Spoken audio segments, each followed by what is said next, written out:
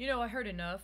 I heard enough about what was happening at this Federal Reserve Monetary Policy Conference in Jackson Hole, Wyoming, in August of 2016 to know that whatever it was going to unfold was going to be seriously disturbing and have very far reaching implications, including long term implications.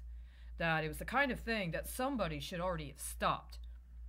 But it was also the kind of thing that somebody had had ambitions of being able to pull off for a considerable amount of time. And that certain people were going to be accorded a certain kind of priority in consideration of matters that were going to unfold if they cooperated at the expense of other people.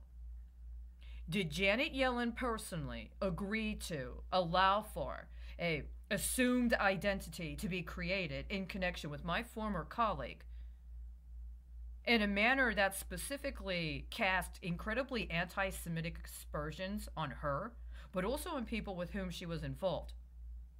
Did Janet Yellen personally approve a number of other accounts to be created based upon acts of defamation, specifically of women, that were in a particular place at a particular time and were already engaged and involved in somebody's illegal campaign strategy during 2008, including an illegal campaign strategy that itself was engaged in acts of money laundering as a follow-up to congressional hearings involving money laundering from 1999.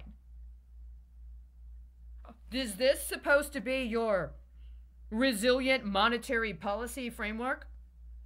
And in the course of this resilient monetary policy framework, it's okay to literally frame people for crime and then tell them the only way they're going to get paid is if they play into being the criminal. See, my understanding is that's exactly what was set up. And certain people and certain financial institutions agreed to cooperate. And not only did certain financial institutions agree to cooperate, but the Federal Reserve engaged in a number of actions that were just completely absurd. Was I following the Federal Reserve at the time? Well, no. I had more practical considerations like being homeless. And after having witnessed an act of terrorism, being told that I had to have sex with somebody if I wanted to be able to maintain a place inside to sleep, which didn't end up happening because, well, he was supposed to assist me in reporting that I had evidence connected to being a witness to an act of terrorism, including terrorism accomplished through acts of money laundering through a major bank. See, if you're going to talk about resilient monetary policy, including resilient monetary policy concerning people who have been bioenhanced in order to have a specific role in the economy, or people that have a natural relationship with their society and their community, the least responsible way to handle that is to play like you're in some big-time girl gang and then frame people for being Russian spies. And that's what you set in motion in August of 2016. And now we're 5 years down the road, and there presumably was an election, actually two, for presidents of the United States, and you're back in as Secretary of the Treasury. I hear every day how an account associated with my former colleague is running incredibly disgusting monetary policy that's impacting the entire planet. It is completely disgusting that you should feel like you're somehow entitled to shame her and slander her and everybody and everything else with which she was associated. Why don't you put your fucking name on it, Janet? If this policy is so resilient and it is so primary to every other policy implementation possible, including constitutional process, including AML process that involves other countries around the world committed to fighting money laundering in their own countries with very different risk quotients associated with it.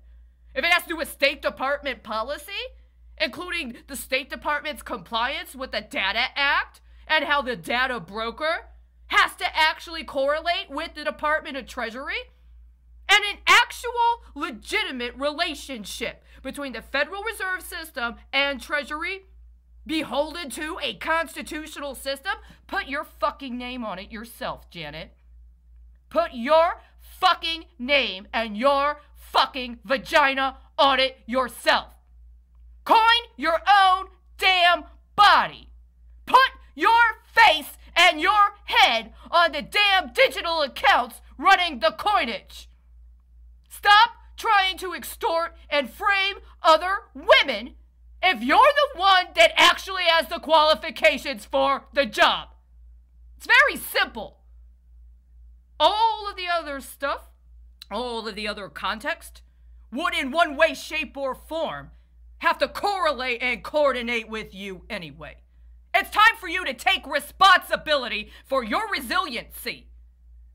It is not the responsibility of every other fucking woman on the planet to play into this scheme. If you do not have the courage to stand up for it and be bold in representing this monetary policy, then you shouldn't have it. Step down. Step down, quit, and expose what it is. If you refuse to do that, then nobody, absolutely nobody, has to accept you or anybody else conspiring with you in charge of anything close to monetary policy, including monetary policy that on a daily basis attempts to frame and blackmail people all over the world. It's very simple. I apologize if you don't like the attenuation on my voice, but I have a feeling that somewhere are men and women that have another part of their body being exposed to your monetary policy in completely unacceptable manners, and you need to address that. By the way, there are still outstanding obligations that Steve Mnuchin had when it came to prosecuting crime involving the COVID-19 relief. There have been way too many acts of sabotage involving the Treasury and the Federal Reserve and what they allow to be represented as a public record on their websites since the time that those pronouncements were made last year. You have no right to backdate the information on the Treasury website in order to cover up for your failed policy.